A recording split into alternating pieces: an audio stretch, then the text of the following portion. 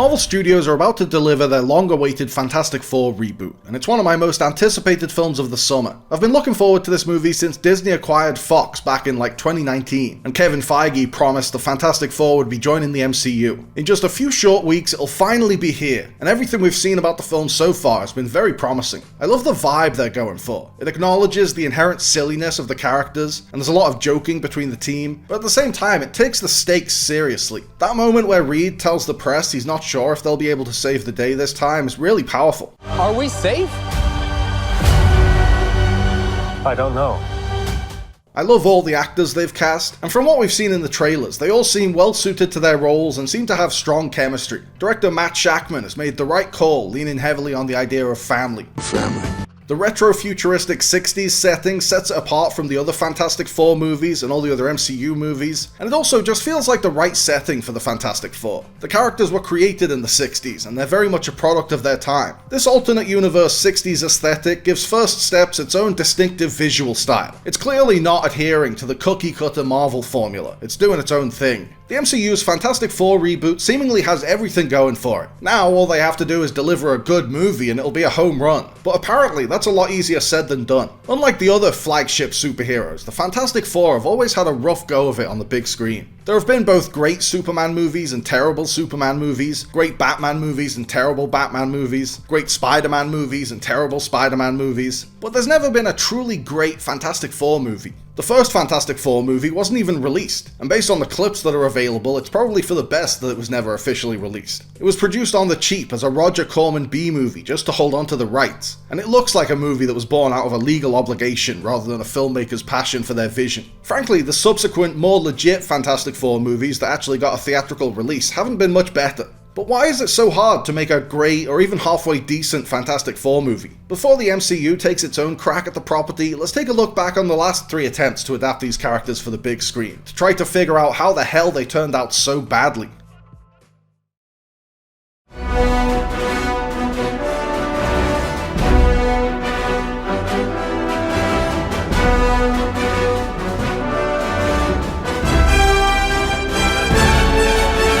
I have to admit, I kinda love the 2005 Fantastic Four film. There's a healthy amount of nostalgia clouding my judgment. I was 7 years old when it came out, and the Fantastic Four were some of my favourite Marvel characters, so I was just happy to see them in a movie at all. I played the tie-in PS2 game obsessively, and a Michael Chiklis Thing action figure was one of my most prized possessions. It's clobbering time! It's catchy, right? But rewatching it now, I can see plenty of flaws I couldn't see as a bright-eyed little 7-year-old. Superhero movies were much less common back in 2005. You'd get 1 a year, 2 max, instead of 1 a month. They were a lot less quote-unquote comic booky, because mainstream audiences weren't accustomed to it. So they would simplify the lore and avoid more outlandish concepts like the interdimensional Council of Reeds. I think the film does a good job of conveying the bare bones of the origin story for audiences who are unfamiliar with it, and it does so nice and economically. By the 15-minute mark, they've got their powers and they're back on Earth, ready to become superheroes. There's usually a lot of dilly-dally in these superhero origin movies. They sometimes don't get their powers until the midpoint, so I appreciate Fantastic Four cutting right to the chase. The cast are solid. Owen Grufford captures Reed Richards' nerdiness, his social awkwardness, and his level-headed leadership. Jessica Alba plays Sue Storm perfectly as the straight woman rolling her eyes at the men around her. Chris Evans has a lot of fun with Johnny's arrogance and womanizing. And Michael Chiklis captures Ben Grimm's deep underlying sadness. They've mostly got the right dynamics too. Grufford and Chiklis nail Reed and Ben's lifelong friendship. Chiklis and Evans nail Ben and Johnny's banter. And Evans and Alba nail Sue and Johnny's sibling bickering. The only somewhat weak link is that Grufford and Alba don't have much romantic chemistry. Certainly not enough to do justice to one of Marvel Comics' most important power couples. But for the most part, director Tim Story gets the team dynamic right. He takes plenty of time to build out their relationships. Too many superhero movies these days are so plot heavy that you have no time to see the characters in their element, living their daily lives, so you don't really get a sense of who they are. It can be seen every now and then, like the party scene in Age of Ultron, but not nearly enough. That's the meat and potatoes of the comics, the reason comic book readers get so endeared to these characters. Story recognized that and put a ton of that stuff in Fantastic Four. We see Reed and Sue working in the lab, Johnny playing pranks on Ben, and the characters just generally hanging out together as they try to stay out of the public eye.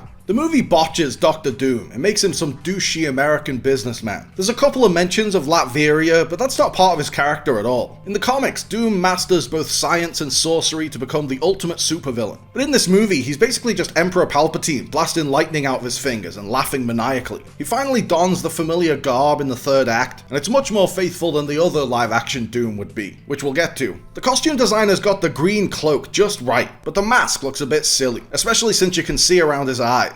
Doom is supposed to look terrifying, but here he just looks like a guy in a Halloween costume. I think Chiklis' Practical Thing costume still looks better than the subsequent CG efforts, although I do love the MCU design with the prominent brow ripped straight from Jack Kirby's imagination. It's really impressive how they managed to bury Chiklis in makeup and prosthetics without restricting his ability to act. He still has access to all his facial muscles. There is some shaky CGI when they go through the cosmic storm, but it was 2005, so that's forgivable. The Human Torch CGI is pretty damn good, considering how hard it is to make CG fire and explosions look real. Culturally, Fantastic Four is very 2000s, which dates it instantly and makes me even more relieved that the new one is set in an alternate 60s. It's got Sum 41 and Gabbin on the soundtrack, so the sound is very much of its time. And the male filmmakers couldn't help themselves from throwing in a gag where Sue's invisibility wears off while she's naked on a crowded street. She doesn't even need to be invisible for that scene. She does it to get through the crowd, but Reed and Johnny get through the same crowd in the same amount of time, no invisibility required. I think someone behind the scenes just wanted to get Jessica Alba to strip. Outside of its chauvinism, the script follows very predictable beats. The team come together, then they fall out over petty disagreements, then they make up again. The interpersonal conflicts feel very manufactured. It only takes an openly manipulative 5-minute conversation with Doom for Ben to decide he hates his childhood best friend.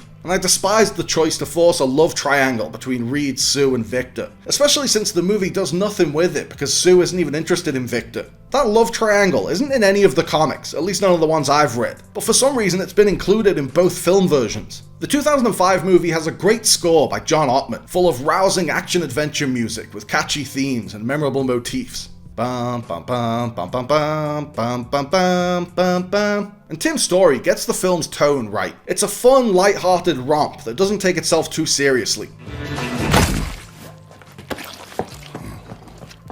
Johnny! Stylistically, it's pretty uninspired. It looks like any other action movie from the aughts. The heroes just happen to have superpowers. It's missing the visual flair of a Sam Raimi or an Ang Lee. Say what you will about Ang Lee's Hulk movie and its goofy panel-to-panel scene transitions, but at least he tried to give it the vibrant visual luster of a comic book. Overall, I don't think Fantastic Four 05 is as bad as its reputation or its Rotten Tomatoes score would suggest, but it's still a far cry from being a successful, satisfying adaptation of Marvel's first family.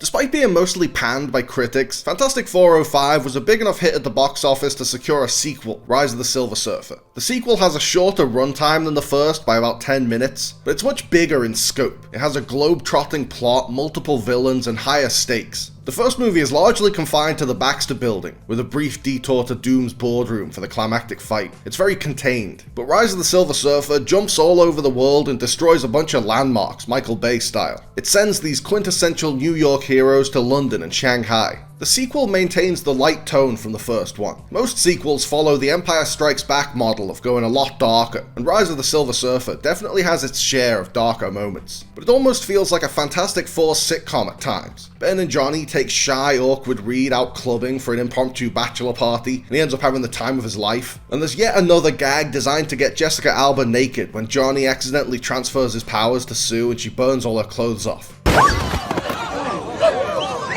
She says, "Why does this always happen to me?" Because Hollywood is run by perverts, Sue, that's why. Again, one of the biggest strengths is letting the characters breathe and go through their everyday routine. We see Reed and Sue planning their wedding, Johnny cracking jokes about Ben's sex life, Sue doing the Fantastic Four's books. One of the most controversial decisions in this movie was to depict Galactus as a cloud. I'm so glad they're being faithful to the comics and actually making him a big purple guy in the new one. But Rise of the Silver Surfer makes up for its crappy Galactus with a great Silver Surfer. Lawrence Fishburne and Doug Jones bring the appropriate otherworldly mystique to Norrin Radd. Fishburne delivers his lines with Shakespearean gravitas, and Jones nails the sleek body language as he effortlessly glides around on the surfboard. The film makes the surfer sympathetic. The emotional core of the story is that while the government want to destroy him, Sue sees the good in him and wants to understand him. And the Silver Surfer CGI looks amazing. It's an absolutely perfect live-action translation of this surreal comic book character. Every little speckle of reflection is spot on. Somehow the CG Surfer from 2007 looks better than the MCU version today,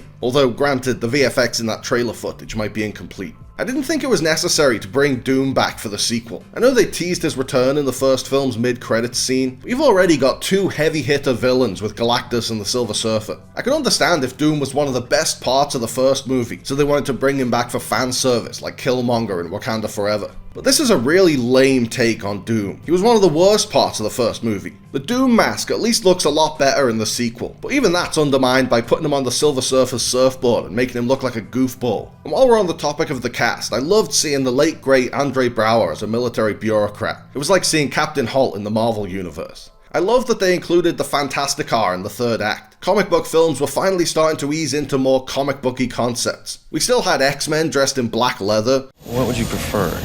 Yellow spandex? But we also had movies like 300 and Sin City designed to look like moving comic books. But it still wasn't leaning into the source material enough. It was still playing it too safe, conceptually and stylistically. They still wouldn't let Galactus be Galactus. The cast had signed a 3-movie deal, and the filmmakers had a lot of exciting ideas for a threequel, involving Nova, Franklin Richards, Black Panther, the Inhumans, the Skrulls, the Puppet Master, Annihilus, and the Negative Zone. But since Rise of the Silver Surfer cost more and made less than the first one, a third film was never greenlit, so Tim Story's Fantastic Four series would remain a duology. And there's a lot of good stuff in those two movies. The lighthearted tone is perfect for these characters, and we get to spend plenty of time with the team just hanging out as a family. But there's a lot of downsides that hold them back from being for the Fantastic Four what the Dark Knight was for Batman or Spider-Man 2 was for Spidey. Their portrayal of Doctor Doom is really lame, I don't buy Reed and Sue's relationship, and the films aren't comic booky enough. The emotions of Fantastic Four stories need to be grounded, but the actual plots need to lean into crazy, high-flying, hard sci-fi. These movies try too hard to be palatable to mainstream audiences, and it's clearly a detriment because mainstream audiences didn't like them that much.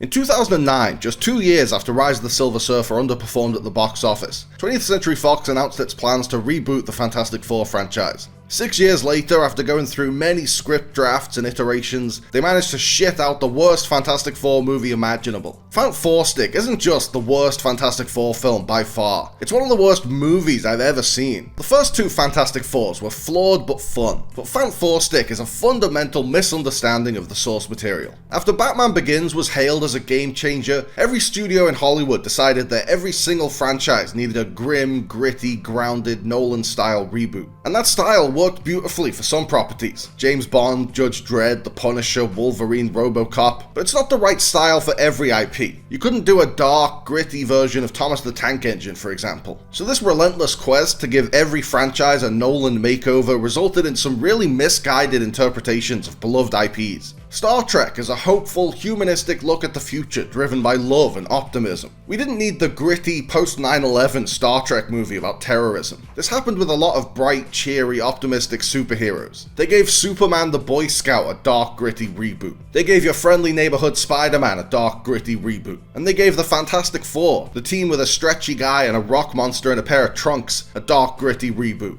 When I first watched Fant Four Stick as a cynical teenager, I fucking hated it. I almost turned it off. It made me angry to watch it. As a lifelong Fantastic Four fanboy, I felt personally insulted. Watching it today as a grown man, I don't find it quite as egregious. There are moments, very rare moments, that show a bit of promise. But no matter how you spin it, it is a really bad movie. Almost all the lead characters are miscast. Miles Teller doesn't have the charm to be an action hero. He was great in Top Gun Maverick, but that character was a petulant brat. It was Tom Cruise who brought the charm. Kate Mara looks like she'd rather be anywhere else than in this movie, and I can't really blame her. And Jamie Bell was the wrong choice for Ben Grimm. I just don't buy Billy Elliot as this New York street tough. Michael B. Jordan is the only one who's right for his role, and he's way too good for this movie. The biggest problem is with the tone. This film was a mess behind the scenes, so the end product is a monstrous Franken movie. Fox brought in Josh Trank on the heels of his breakout movie Chronicle, and Trank, not being much of a Fantastic Four fan, decided it would be a good idea to retell their origin story as a Cronenbergian body horror film. We'll probably never get to see that version, but the rumors swirling around the internet are that it's somehow even worse than the movie we ended up getting. Naturally, Fox got cold feet when he started turning their big superhero tentpole into Videodrome, so the studio took it out of his hands and reshot as much as they could afford to. That's why half the film feels like the Naked Lunch version of Fantastic Four, and the other half feels like a generic attempt to duplicate the MCU formula. It's also why Kate Mara is wearing a really bad wig in a bunch of her scenes.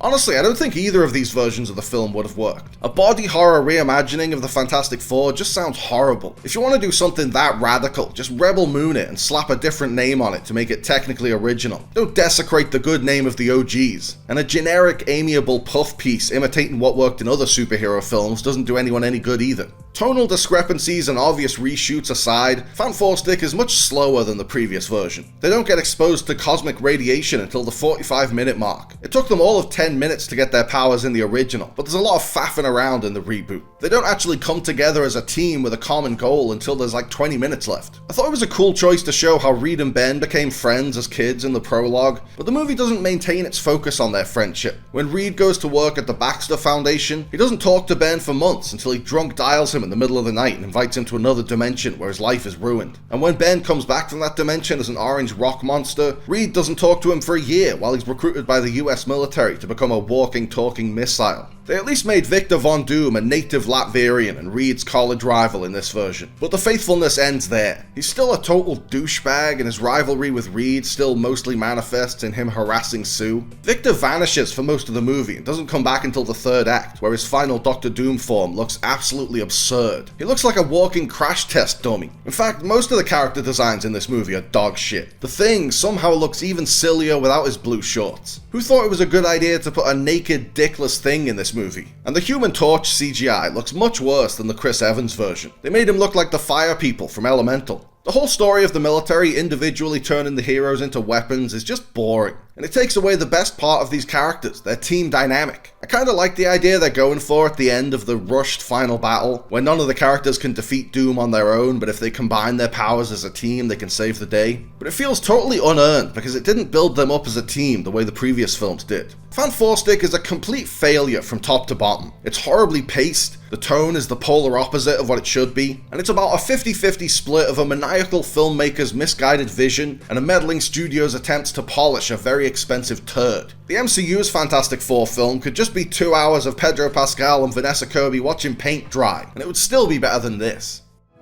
Gotta say, it's fantastic.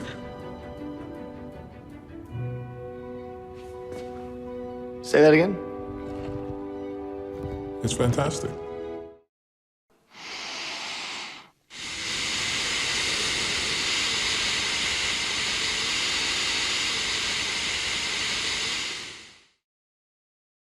At the start of this video, I said there's never been a truly great Fantastic Four film, and that's not strictly true. There is an absolute cinematic masterpiece out there that's a Fantastic Four movie in all but name. You know what I'm gonna say, the greatest Fantastic Four movie ever made is The Incredibles, the same way Thor Ragnarok is the best He-Man movie ever made, and Galaxy Quest is one of the best Star Trek movies ever made. The Incredibles might not be an official Fantastic Four movie, but it captured the comic book's colourful characters, sly self-awareness, and heartwarming focus on family a lot better than any of the official adaptations.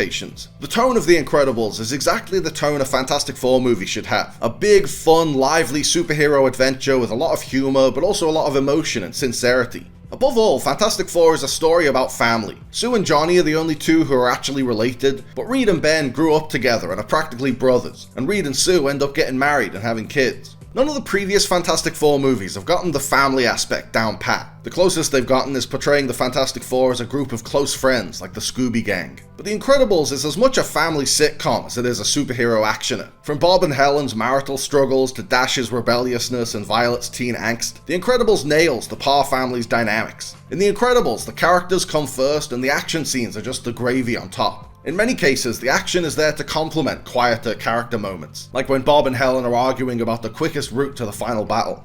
The robot's in the financial district. Which exit do I take? Traction Avenue. That'll take me downtown. I take 7, don't I? Don't take 7! Great! We missed it! You asked me how to get there and I told you. Exit at Traction. That'll take me downtown! The Incredibles balances the comedy, earnestness, and escapist entertainment that a Fantastic Four movie needs, better than any of the actual Fantastic Four movies. And it mixes spectacle and sentimentality into a heartwarming story about a family of 4 superheroes more effectively than any of the actual Fantastic Four movies.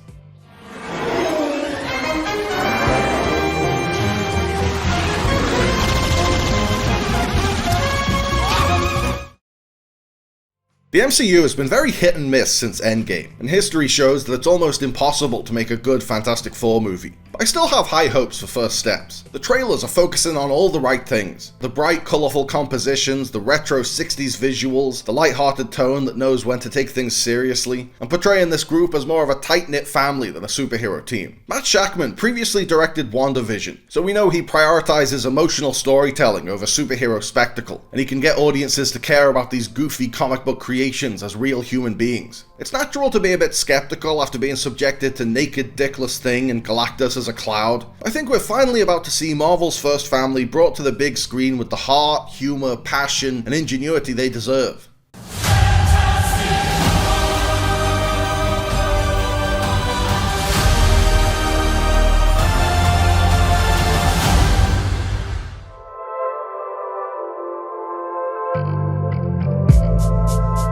Thanks for watching, guys. I hope you liked the video. Remember to like and subscribe and click on the little bell. And also seize the day and call your mom and be kind to yourself.